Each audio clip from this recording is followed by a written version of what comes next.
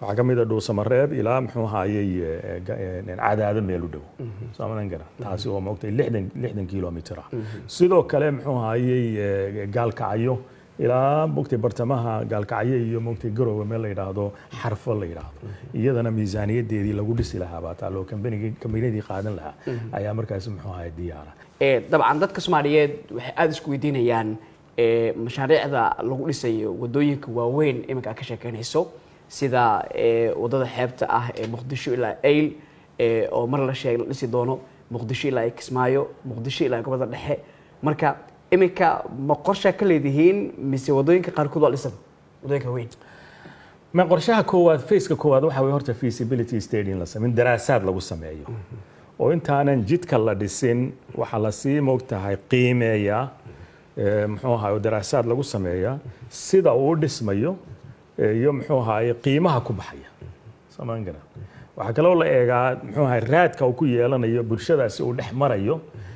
deegaankaasi wax ka bedelka uu ku sameeyo saameynta uu ku yeelanayo security ahaan siday suuragal u tahay in moogtay jidkaasi la dhiso waxa soo dhan baa ka horeeyo daraasaada intaanan jidka la dhisin oo engineerically moogtay muxuu ahaay dhismo ahaan qaabka uu noqonayo waa mid u baahan cilmi badan oo moogtay in la sii daraasiyo baahan kadib iyadoo taas lagu xisaabtamayo oo qiimaheegina la sameeyay qaabku uu dhismayana moogtay la muxuu ahaay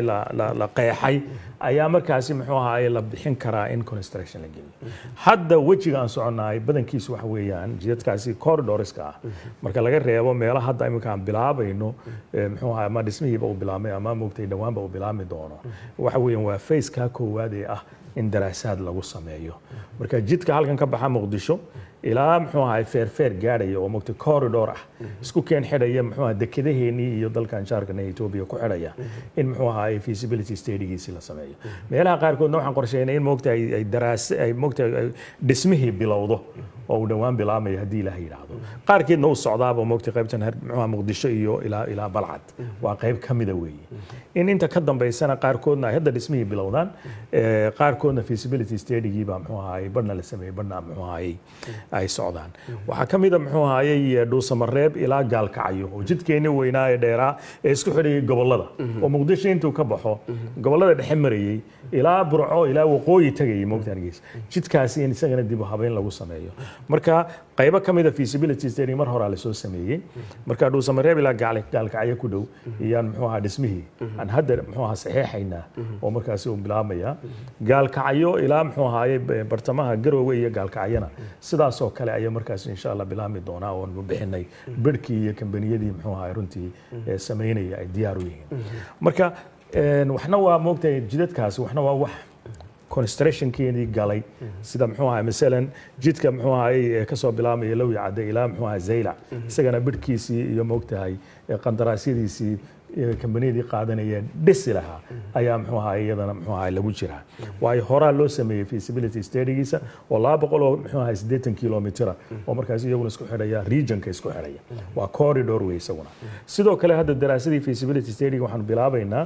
laga bilaabo muxuu ahaay Kismaayo ilaa muxuu ahaay xuduudka in la gaarsiiyo sidoo kale muxuu ahaay Afgooye laga bilaabo ilaa muxuu ahaay Baraawe in la gaarsiiyo muxuu ahaay iyadana aan bilaabaynaa dhawaan feasibility study marka dhinacna waxaan ka wadnaa feasibility study kuwii hore feasibility study loogu soo sameeyayna waxaanu hadda muxuu ahaayay aanu bilaabaynaa construction dhismahoodii baan bilaabaynaa wayahay dabcan hadda wasiir marka dadka Soomaaliyeed iminka waxa weeyaan baahin dawladda ka daawanaya waxa la wadaagtaa wadooyinka hadda dhismahooda uu socdo daraasaynta lagu sameeyay dhaqaalaha loo helay la isku afgartay in noocan u soo baxayaan wadooyinka waay wadooyinka loo hayo muxuu ahaayay dhismihii ama miisaaniyadii lagu dhisi lahaa